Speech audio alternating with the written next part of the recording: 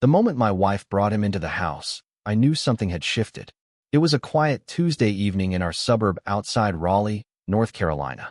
The kind of neighborhood where the loudest thing most nights is a lawn sprinkler ticking across the grass. I was sitting on the couch, halfway through a football game, when I heard the front door open. Emily walked in first. Behind her was a man I had never seen before. She sounded casual, almost rehearsed. "Hey, this is Jake. He's a friend from work." Jake stepped forward with the easy confidence of someone who didn't expect resistance. Late 30s maybe, well-dressed, the type of guy who looked comfortable walking into other people's spaces. I stood up, shook his hand, and nodded politely. "Good to meet you." Emily disappeared toward the kitchen like nothing about this situation was unusual. Jake lingered awkwardly in the living room for a moment before following her. I sat back down on the couch and picked up the remote. The game was still on, but I muted the volume. Then I opened the app on my phone. Our home security system. When we bought the house 3 years earlier, installing cameras had seemed like a practical decision. Driveway, front door, living room, back patio. Just basic coverage. I tapped through the camera feeds one by one. Driveway, front porch, living room, kitchen. Jake appeared on the kitchen camera a moment later, leaning against the counter while Emily poured 2 glasses of wine. They were standing closer than coworkers usually stand. I didn't react. I didn't confront them. I just watched the screen quietly from the couch. Because in that moment, something inside me changed. Not anger, not panic, just a quiet awareness. Emily had brought another man into our house, and she had no idea our cameras recorded everything. That was the moment the story really began. Before that night, nothing about my life looked unusual. I worked in IT for a mid-sized logistics company outside Raleigh. The job wasn't glamorous, but it was steady. Predictable hours, decent salary, good benefits. The kind of work that quietly pays the mortgage and keeps the lights on without drawing attention to itself. Emily and I had been married for 8 years. We bought our house in a quiet subdivision where every driveway looked the same and every mailbox had the same black metal curve. Most evenings followed a simple rhythm. I'd get home around 6, she'd usually arrive shortly after, and we'd eat dinner while the television filled the background with whatever show we were halfway watching. It wasn't exciting, but it felt stable. Emily worked as a project coordinator at a marketing firm downtown. She had always been more social than I was. Company lunches, networking events, occasional happy hours with coworkers. I never thought much about it. That was just part of her world. The changes didn't arrive all at once. They came in small, forgettable pieces. At first it was her schedule. She started mentioning late meetings more often. Campaign deadlines. Team brainstorming sessions. Client calls that ran past normal hours. The explanations sounded reasonable, and the industry she worked in was known for unpredictable schedules. Then her phone changed. For years she had left it lying around the house without thinking about it. On the kitchen counter, the coffee table, sometimes plugged in next to the bed overnight. One evening I noticed it had a passcode. That alone wasn't unusual. People add security all the time. But what stood out was how suddenly careful she became with it. The phone was always face down, always within reach. If a message came in, she checked it immediately and turned the screen away slightly. Not dramatically, just enough to notice. Her mood shifted too, though it took a while to recognize it. Some nights, she seemed distracted, answering questions with short replies like her mind was somewhere else. Other nights, she came home unusually energetic, almost too cheerful, talking quickly about random things that had nothing to do with work. I told myself it was stress. People go through phases. Jobs get demanding. Life moves in cycles. For a long time I accepted every explanation she gave without looking deeper. Still, there were moments that stayed in the back of my mind. Once she came home nearly 2 hours later than she said she would, claiming traffic downtown had been terrible. Another time she mentioned a new coworker named Jake during dinner, describing him as someone who had recently joined her team.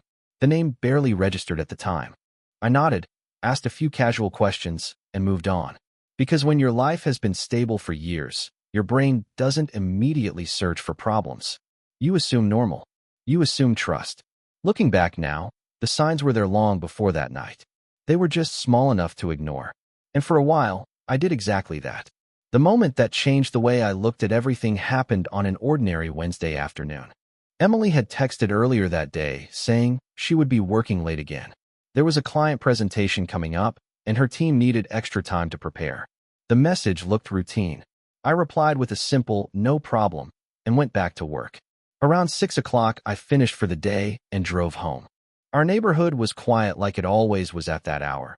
Kids riding bikes, a couple of people walking dogs along the sidewalk, the distant hum of lawnmowers finishing the last cut before sunset. I parked in the driveway and walked inside. The house was empty. That wasn't unusual. Emily had said she'd be late. I made dinner, something simple, and sat down at the kitchen table with my laptop open beside the plate. Old habit. I like checking system alerts from work while I ate. A notification appeared on my phone while I was halfway through the meal. It wasn't a message. It was a motion alert from our driveway camera. Normally, I ignored those. Delivery trucks, neighbors turning around, things like that. But the notification popped up twice within a few seconds. I tapped it. The camera feed opened automatically. Our driveway filled the screen. Emily's car had just pulled in. For a second, I frowned. She had told me she would still be at the office. Then the passenger door opened. A man stepped out. I recognized him immediately, though I had never met him. Jake. He walked around the front of the car casually, like someone who had been there before. Emily stepped out of the driver's seat and laughed at something he said, though the camera had no audio. They stood beside the car for a moment, talking. Then they walked toward the house together. I lowered the phone slowly onto the table. At that point, nothing on the video proved anything. Coworkers could stop by. People gave rides home all the time. There were plenty of explanations that didn't involve betrayal. But something about the scene felt wrong. It wasn't what they were doing.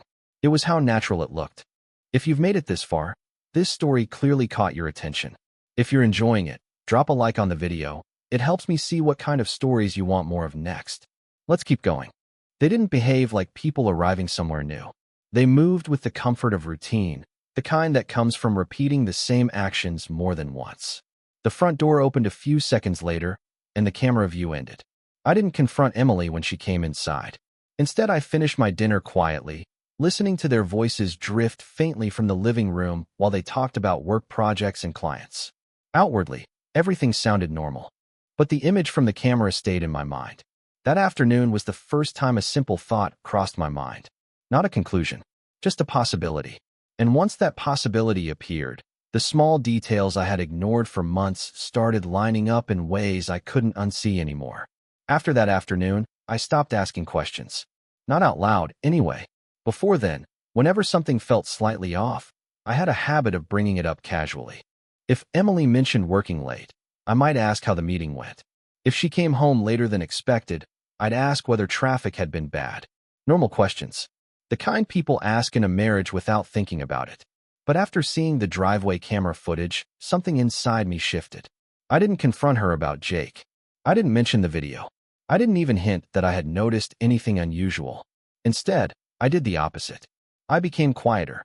Emily continued her routine without noticing the difference. She still mentioned long evenings at work, still described client projects over dinner, still kept her phone close to her side like it had become part of her hand. And I listened. Sometimes she spoke quickly, filling silence with details I hadn't asked for. Other times she barely said anything at all. But the pattern remained the same. Late meetings. Unexpected work trips. Co-workers she mentioned more often than before. Jake's name started appearing in conversation too, always casually. Jake helped finish the presentation. Jake's been handling the new account. Jake might join the team dinner next week. Each time, I nodded and kept eating. Internally, though, something had already settled into place. For years I had assumed the explanations around me were true. I had believed what I was told because trust had always been the default setting in our marriage. Now I realized something simple. The truth didn't depend on what I wanted to believe. It existed on its own, whether I acknowledged it or not. That realization removed the urgency from everything. I didn't need to rush toward answers. I didn't need to argue or accuse anyone. If something was really happening, evidence would exist somewhere. Patterns always leave traces. My job in IT had taught me that much. Systems record everything. Timestamps, logins, access attempts, device activity. Even when people believe they've covered their tracks, the data usually remains somewhere. Human behavior isn't that different. If Emily and Jake were just co-workers, the situation would eventually prove itself harmless. If they weren't, time would reveal that too. So instead of confronting her, I made a quiet decision. I would stop trying to interpret what she said. I would simply observe what actually happened. From that point on, I paid attention to details I had previously ignored. Not obsessively, just carefully. Arrival times, schedules, small changes in routine, the difference between words and actions. Emily never noticed the shift. To her, I probably looked exactly the same. Same work schedule, same dinners, same quiet evenings in front of the television. But internally, something had changed. I had stopped reacting and started watching. Once I made the decision to observe instead of react, the situation changed in a quiet but important way. I stopped looking for explanations. I started looking for patterns. The first step was the house itself. Our security system had originally been installed for simple reasons: package deliveries, occasional neighborhood break-ins, the usual things homeowners think about. But the system allowed more than just live viewing. It could archive footage, track motion events, and upload recordings to cloud storage. Most people never use those features. I did. One evening after Emily went to bed, I logged into the system dashboard from my laptop and reviewed the camera settings. A few small adjustments were all it took. Motion alerts were expanded. Recording windows were lengthened. Automatic cloud backup was enabled so nothing would be overwritten locally. It wasn't dramatic, just quiet configuration. A few days later, I added 2 additional cameras, one facing the side entrance near the garage and another covering the back patio door. I installed them on a Saturday morning while Emily was out shopping. When she came home, she didn't even notice. Over the next few weeks, the recordings began building their own timeline. Emily's schedule followed a rhythm. Certain days she stayed late at work. Tuesday evenings were common. Thursday nights appeared frequently too. On those same nights, the driveway camera often recorded her arriving home with someone in the passenger seat. Jake. Sometimes he stayed for 10 minutes. Sometimes longer. Occasionally they would sit in the parked car, talking before either of them stepped out. None of those moments alone proved anything. But repetition has a way of turning small details into clear signals. The pattern became unmistakable. The same days, the same man, the same arrival times. Other pieces appeared gradually as well. Restaurant receipts in the car's center console from places Emily and I had never visited together. GPS entries in the vehicle navigation history showing routes across town she had never mentioned. Work trips that seemed to appear suddenly on her calendar but left behind no stories afterward. None of it required confrontation. It simply accumulated. Every few nights, I reviewed the archived footage quietly after Emily went to sleep. I labeled files with dates and short descriptions so they would be easy to find later if needed. Again, nothing dramatic. Just documentation. The strange part was how normal everything felt on the surface. Emily still laughed at television shows in the evening. She still asked about my day at work. She still talked about weekend plans and grocery lists and ordinary life. From the outside, our marriage probably looked exactly the same as it always had.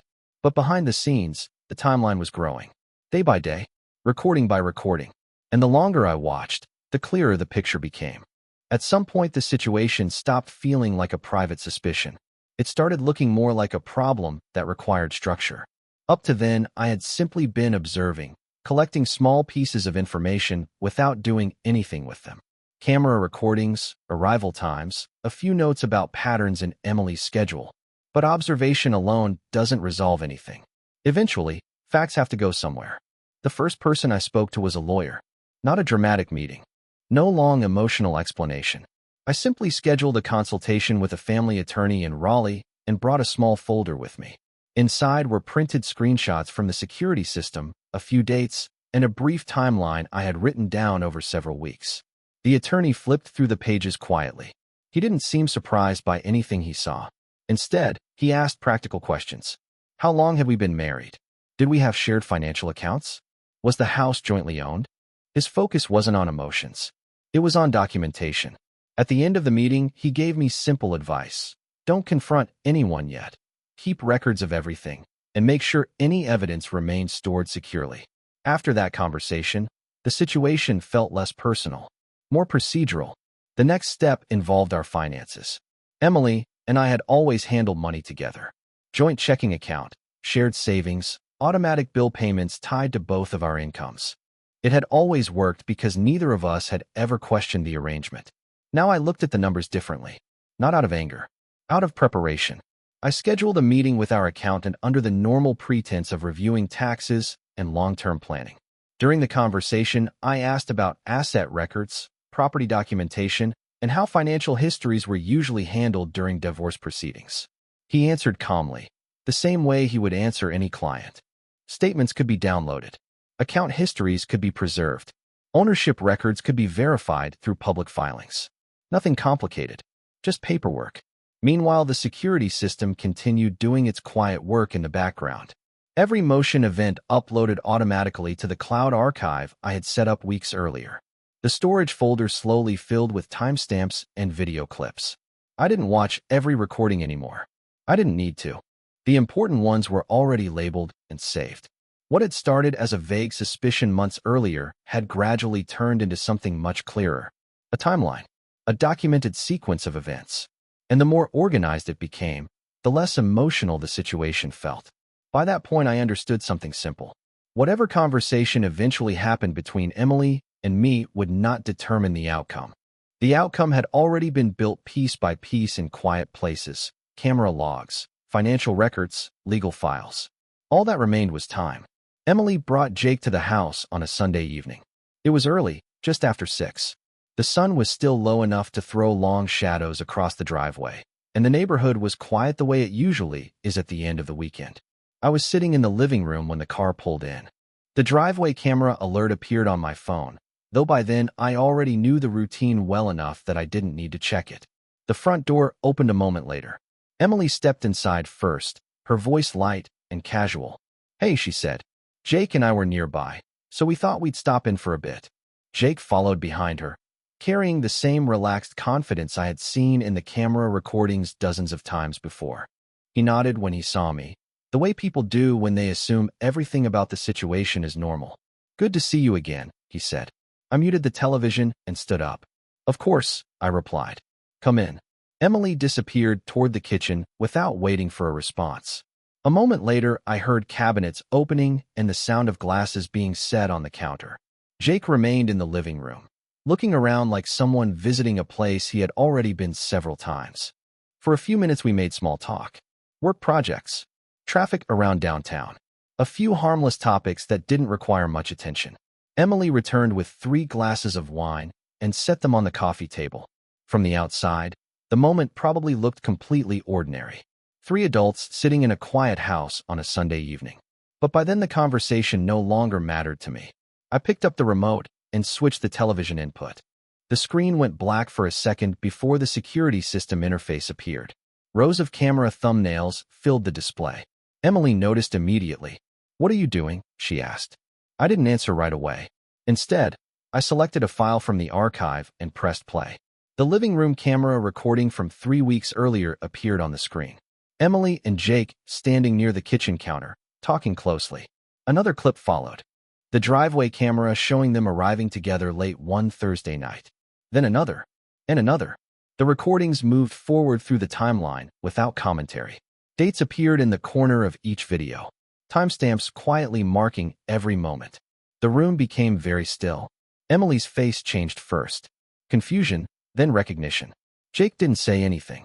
He simply watched the screen the same way I had watched it dozens of times before. After several clips finished playing, I paused the video. Emily looked at me like she was trying to find the right explanation. But I didn't ask for one. I just set the remote down on the coffee table. There wasn't anything left to argue about. The silence in the room lasted longer than anyone expected. The television screen still showed the paused frame of the security footage. Emily standing beside the kitchen counter, Jake leaning toward her as if the house already belonged to him. Neither of them spoke. I wasn't waiting for explanations. The recordings had already said everything that needed to be said. Emily finally broke the silence. "You've been spying on me?" Her voice carried more disbelief than anger. I shook my head slightly. "No," I said calmly. "The house records what happens in it." Jake shifted in his seat, glancing from the screen to Emily and then back again. The confidence he had walked in with earlier was gone now, replaced by the uncomfortable stillness of someone realizing the situation wasn't what he assumed. Emily stood up slowly. "This is insane," she said. "You can't just sit there and pretend this proves something." I didn't respond. Instead, I reached for the folder sitting on the side table beside the couch. It wasn't large, just a thin stack of papers clipped neatly together. I placed it on the coffee table and slid it toward her. Emily hesitated before opening it. Inside were printed still images from the recordings. Dates listed neatly beneath each one.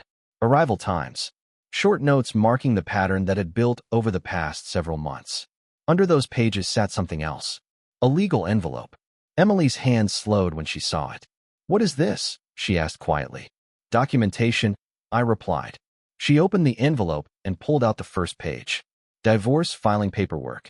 Her eyes moved quickly across the text, then back again as if the words might change if she looked twice. "You already filed," she said. "3 weeks ago." Jake looked toward the door at that point, the way people do when they suddenly realize they're standing in the middle of something that was never meant for them. Emily set the papers down on the table. "You planned this," she said. The accusation sounded strange in the room. "No," I said calmly. "I prepared." The difference mattered. By then the situation had already moved beyond emotions. The recordings were stored. The legal process had started. Financial accounts had been reviewed weeks earlier. Nothing about the outcome depended on arguing in that living room. Jake stood up quietly. "I should go," he muttered. Neither of us stopped him. The front door closed a moment later, leaving the house silent again. Emily remained standing near the coffee table, staring at the papers like they had appeared from somewhere she hadn't expected. But for me, none of it felt sudden. Everything had already been decided long before that evening. After Jake left, the house became very quiet. Emily stood near the coffee table for a long moment, the divorce papers still in her hands. The television screen remained paused on the final camera recording, the frozen image casting a faint light across the room. Neither of us moved right away. Eventually she sat down again, slower this time. "You really did all this," she said, more to herself than to me. I nodded once. The conversation that followed was short. There were a few attempts at explanations, long work hours, confusion about our relationship, things that were never meant to go as far as they did. But the words didn't change anything. By then the situation had already moved beyond discussion. The paperwork had been filed weeks earlier. The legal timeline had begun quietly without either of them knowing. Financial accounts had already been separated with guidance from the attorney and the accountant. The house records were documented. Emily realized that gradually. Each page she looked at made the reality clearer. "You didn't even tell me," she said. "I didn't need to." The truth was simple. There was no advantage in arguing about things that had already been documented. A few minutes later, she gathered the papers and walked upstairs without another word. I stayed in the living room. The security system screen was still open, showing the archived recordings I had spent months organizing. Rows of dates and timestamps stretched across the interface like a quiet record of everything that had happened. I turned the television off. Over the next few weeks, the rest of the process unfolded the way legal processes usually do, slowly and without drama. Lawyers exchanged documents. Financial statements were reviewed. Property ownership was confirmed. Emily moved out before the final hearing, taking her personal belongings and leaving the house mostly the way it had always been. There were no arguments about furniture or small possessions. By that point, we both understood the outcome was already decided. The divorce finalized 2 months later. No courtroom confrontation, no long speeches, just signatures, official stamps, and a quiet conclusion to something that had been ending for a long time. I didn't celebrate afterward. There wasn't anything to celebrate. When I returned home that afternoon, the house looked exactly the same as it always had. But for the first time in months, it felt calm.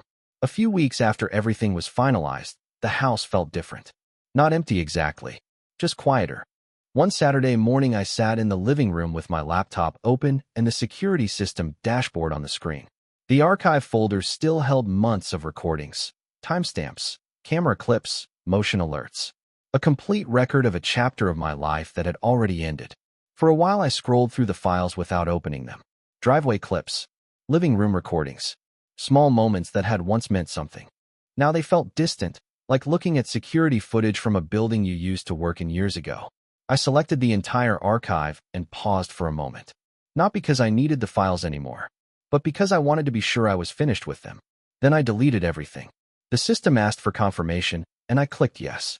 The storage bar emptied in a few seconds. When I closed the laptop, The room returned to silence. Outside, the neighborhood looked the same as it always had. Kids riding bikes, a lawnmower running somewhere down the street, the ordinary sounds of a quiet suburb. For the first time in a long while, the quiet didn't feel heavy. It felt peaceful. Life had moved forward. And so had I. That's the end of this story. If you made it all the way here, consider subscribing to stay with us. I've placed a couple of recommended videos on screen for you. Pick one and keep watching. I'll see you in the next story.